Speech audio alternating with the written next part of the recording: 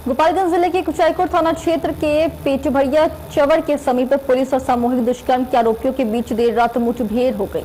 वहीं से मुठभेड़ में पुलिस ने 3 युवकों को उसके पैर में गोली मार दी, जिससे तीनों बुरी तरह जख्मी हो गए। जख्मी अवस्था में तीनों को सदर अस्पताल में भर्ती कराया गया है।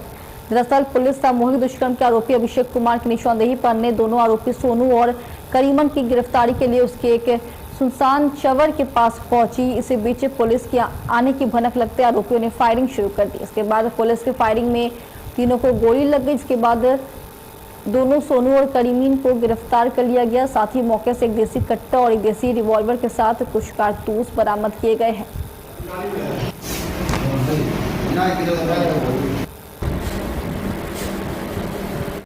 कुचायकोट थाना क्षेत्र में कल एक महिला के साथ सामूहिक दुष्कर्म का मामला सामने आया, जिसमें कि 3 अभियुक्त थे। एक अभियुक्त को पुलिस ने तुरंत ही गिरफ्तार कर लिया था। उसके निशानदेही पे अन्य 2 अभियुक्तों के गिरफ्तारी हेतु पुलिस के द्वारा रेड छापेमारी की जा रही थी। इसी दौरान 3:30 बजे सुबह जानकारी प्राप्त हुई कि वो 2 अभियुक्त जलालपुर के चवर में कहीं छुपे हुए हैं। इसी में पुलिस द्वारा एक अन्य व्यक्ति को जो उसमें अरेस्ट हुआ था उसको साथ लेके उसके निशानदेही पे छापेमारी करने के क्रम में जैसे ही पुलिस जलालपुर चवर के आसपास पहुंची तो पुलिस के ऊपर हमला किया गया और अपराधियों द्वारा फायरिंग की गई।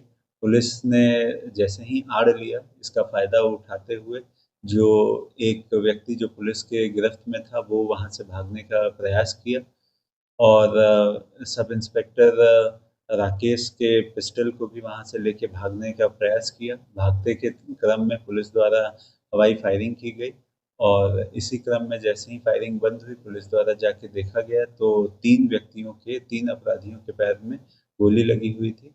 पुलिस ने तुरंत ही उन तीनों को अस्पताल ले आया।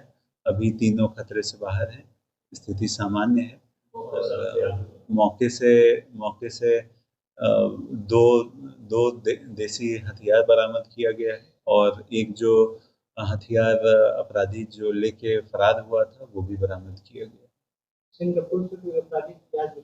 इनके पूर्व से इन लोगों के ऊपर शराब के कांड दर्ज हैं और इन लोगों से पूछताछ के दौरान में इन लोगों ने जो सामूहिक दुष्कर्म की बात है उसके बारे में स्वीकार किया गया है और घटनास्थल से